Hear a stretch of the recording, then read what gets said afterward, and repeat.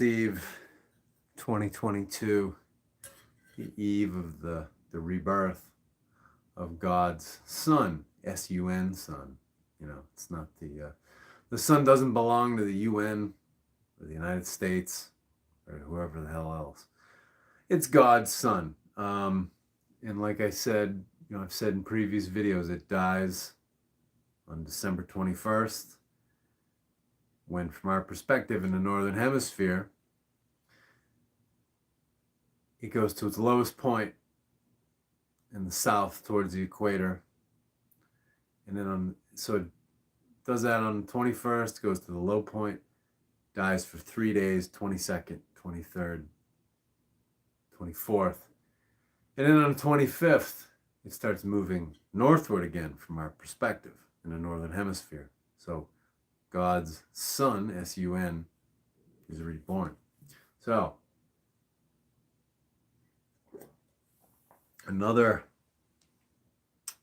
making this video because I want to talk about another European folk tradition. And I want to talk about some, I don't know, kind of what this is often called psychic weather. So this particular folk tradition is Ođin in the wild hunt. So again, this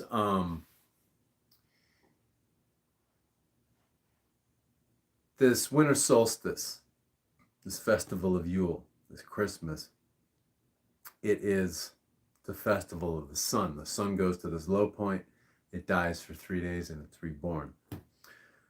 So again, the sun was said to be the right eye of Ođin. Ođin is a field of awareness in the universe, and we give it this persona of the god Ođin so we can understand it and interact with it.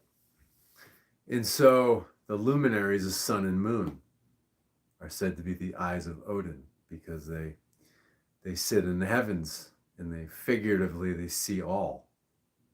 And since Ođin is awareness, they have this awareness, they have this bird's eye view.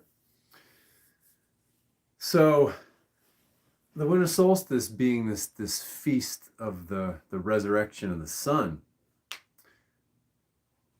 especially in more northern, the farther north you go in the northern hemisphere, the more extreme the winter weather gets. So, even here where I live in North Carolina, halfway up the East Coast, you get some winter weather. We have some right now. We had very mild weather. And then the nightly temperature has been crashing down to like 20 degrees.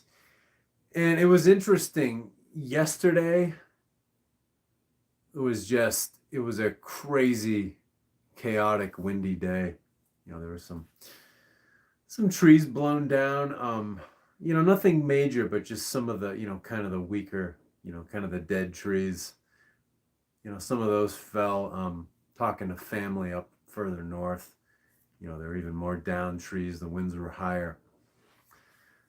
And there was just sort of kind of an unstable, chaotic feeling in it. So, this wasn't unique to this year. This is a thing that can happen at the winter solstice. You can get these, not just storms, but these storms that have this chaotic feeling to them, but not just chaos.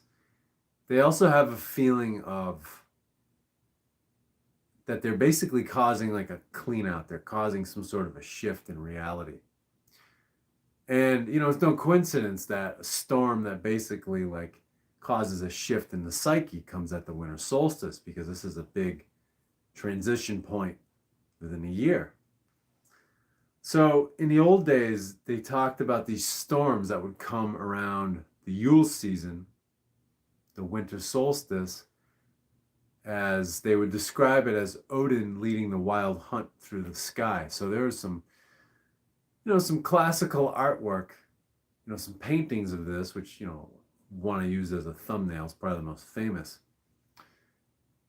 There are depictions of Ođin leading this horde of people on horseback through the sky. So, you get the winds possibly thunder on rare occasions, and just, that feeling of something chaotic going on. It's like the weather is affecting our psyches, or the something chaotic in our psyches that is seeking equilibrium needs to shift. So basically it creates and attracts these storms so that we can see a manifestation of it and basically give ourselves permission to have these internal shifts within our inner world. It's pretty interesting stuff.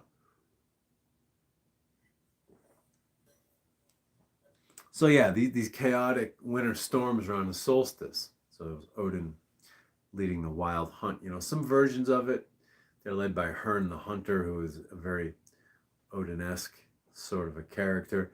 And then sometimes it's said to be led by King Arthur. But in all those cases, what you have is they're leading this horde on horseback.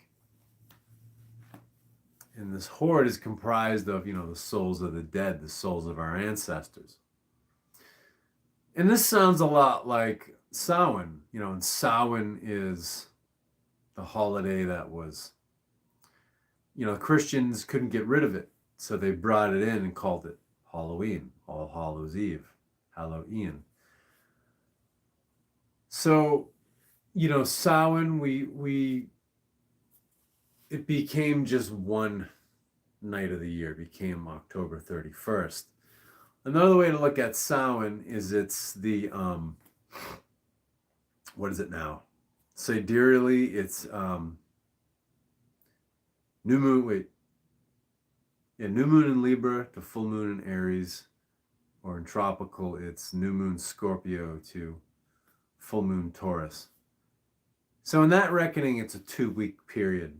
And this will either be from late October into early November. Sometimes the whole thing falls in November.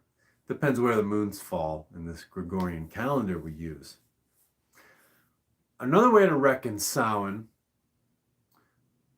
was that it would begin in October. So it would begin during that time between those eclipses. Not those eclipses. This year they were eclipses. Between that new moon and full moon. But then it would continue for about 2 months, all the way to the day that we call Christmas, till December 25th, where the sun has this resurrection. Because that time in October is where the winter is really coming on. And really, the first day of winter is around November 1st, maybe November 7th. That first week of November was, that was when the Celtic New Year happened, around November 1st. Even the Taoists in China recognize that as the first day of winter. So in Europe, it was through that lunar calendar. Well, I take that back. Well, yeah, it was more the Lunar New Year. This is why, like in the Hobbit movies, the dwarves, they take that map to Elrond because it's written in moon runes. And the dwarves have to get to the mountain by Durin's Day, which is November the 1st.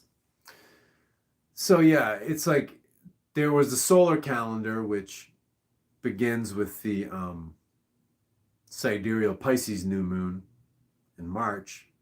But then there was this lunar calendar that ended and restarted around the 1st of November. So, sidetracking myself. Okay. So by one reckoning, Samhain will start when that winter really starts coming on in late October. And it'll continue until the sun's rebirth on December the 25th. So that 2-month period, just like Samhain, it's like this door to the underworld where we're very close to the people who've gone before us, not just our biological ancestors, but our spiritual ancestors, especially, when you're talking about the immortals, these people who have gone before us, who have left the reincarnation cycle and now basically serve as teachers and tutors for us who are still in the reincarnation cycle within the Earth School. So it's this time to speak to the dead. So again, whether it's the dead in the underworld who are between their incarnations, or whether it's the immortals who graduated from the reincarnation cycle, it's a time to speak to them. So it's a time, it's the sort of the part of the year where the sun, the soul, transitions through the underworld. So when you see Odin leading the wild hunt with the souls of the dead, it feeds into this theme that this is a time of year when the veil between this 3D world and the other worlds is very thin and you can communicate. So again, when we get these storms around this time of year, especially these really chaotic feeling storms that seem to be shifting the way we feel and almost cleaning out our psychic energy, it's Odin leading the souls of the dead in this wild hunt. You know, it's people used to hunt on horseback, you know, with lances.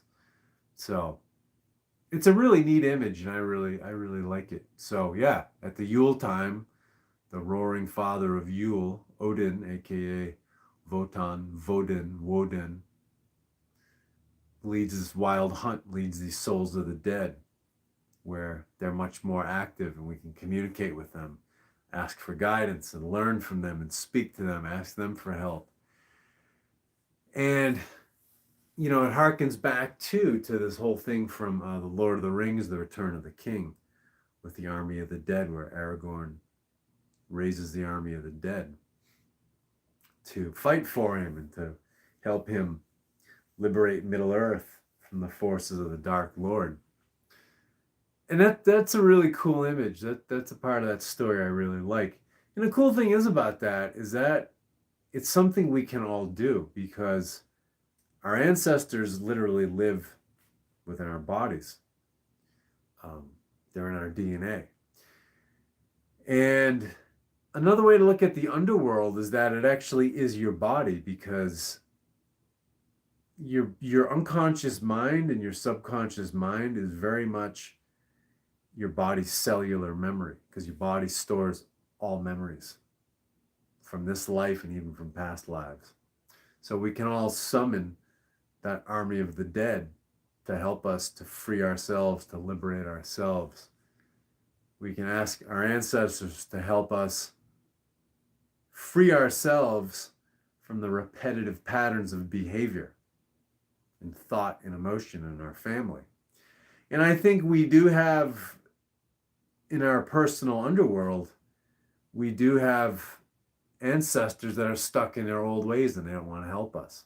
So we are not obligated to follow them if they're not committed to their evolution and our evolution. But the ones who do want to help us, this is the time to seek their guidance, seek their counsel, seek their wisdom, and then carry it into the next year. So they're out there riding right now, helping us to rebalance this world and helping us to rebalance ourselves. The wild hunt is riding with Odin, the roaring father of the Yule, at its head. So I'm going to leave it there. Thanks for tuning in, and talk to you later. Have a good one.